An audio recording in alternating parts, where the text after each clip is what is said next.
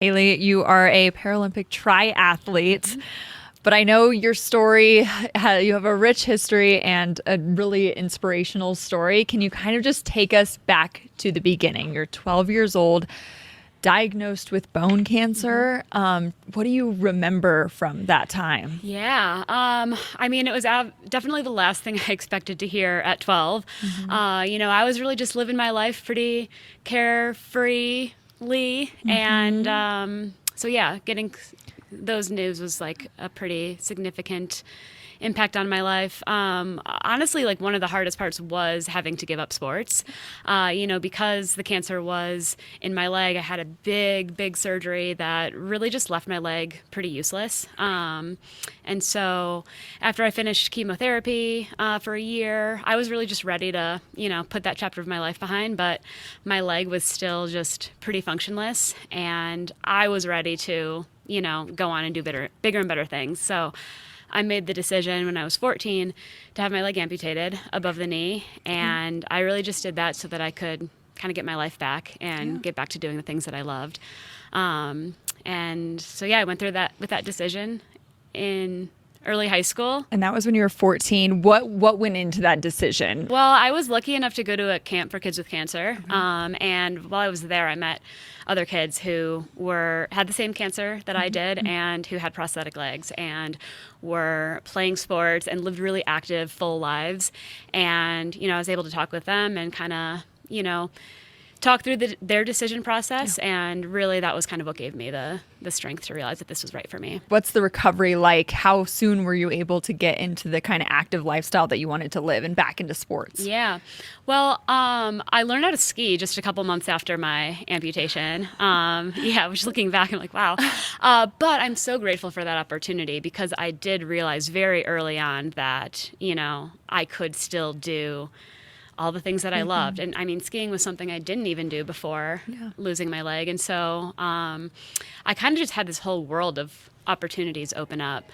At that time, it was sort of the mid 2000s, and adaptive sports are not nearly what they are now. Right. So I didn't really find that world until I was in college. But it was frustrating because, I compared myself to what I was like when I had two legs and compared myself to my peers that I might have been faster than prior to the amputation. And so it was hard, like just not being able to keep up in the way that I used to. But that made it so that when I did find the world of adaptive sports and was, able to be surrounded by people who had similar challenges as I did, it really felt like the playing field was leveled. When did you decide you were going to really take it serious and go for the Paralympics? Yeah, probably around 2013, 2014. I was a couple years into my career as a triathlete. And, it had just been announced that triathlon was going to be making its Paralympic debut in Rio. So there was all this excitement around the sport. And, I was still pretty new at it, but the sport was also very new and growing. And so I kind of got to be like one of the people that formed that initial group of athletes. What is a triathlete for someone that may not know? What does it entail? Yeah, so triathlon is swim, bike, run in that order. And so at the Paralympics, we compete in the sprint distance. And so that's typically a 750-meter swim, a 12.5-mile bike, and a 5K run.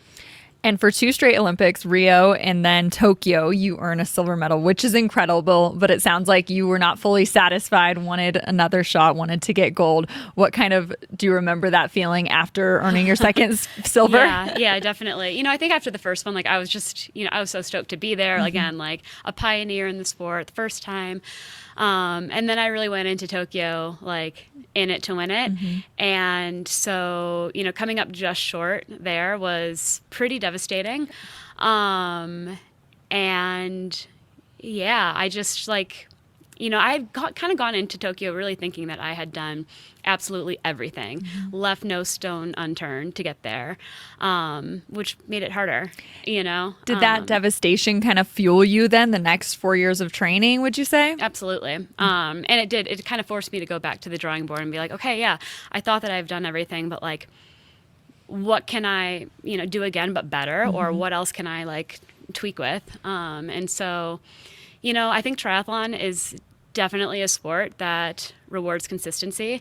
It's a long game, and it takes a very, very long time to see progress and to be great. And so, I think really for me, like my success just kind of came from showing up day after day after day after day, for years. I think the biggest challenge in being an amputee that competes in triathlon is just the fact that there's not a whole lot of research that goes into what the best equipment setup is. And so we athletes are doing a lot of just kind of trial and error, which running blade is going to work best for me. We spend a lot of time just kind of dealing with that.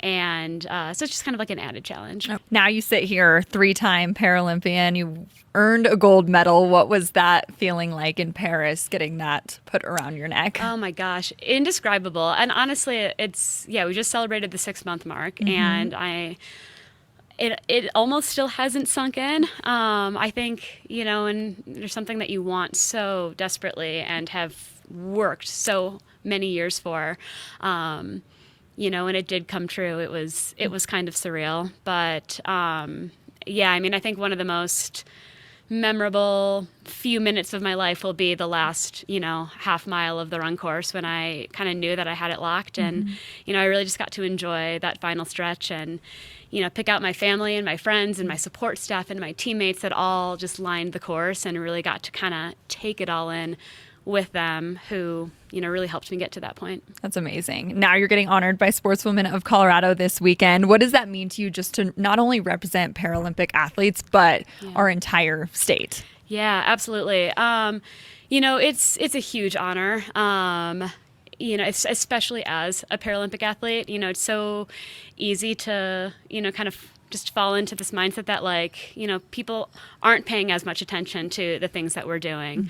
And so it's very, very validating to just kind of be like, okay, yeah, people are noticing, people do care, people are watching Parasport, and there is so much momentum that I think we really created in Paris that I'm excited to take into LA. And, of course, here in Colorado, there's just so many incredibly talented women that compete in sport. So really just to kind of be included among that group of people is a big honor. You led me right into my next question. Would you have any advice for young women who were maybe in your shoes or just faced obstacles early on in their life? I think my advice is to really just kind of draw on your local community. If you are a para athlete, there's so many adaptive sports organizations, throughout the state that, can really just provide, a sense of community and people, who might be experiencing similar challenges that you can kind of draw inspiration from. I love that you mentioned LA. Is that the next goal or? To be determined. I'm taking it year by year, but it's not off the table.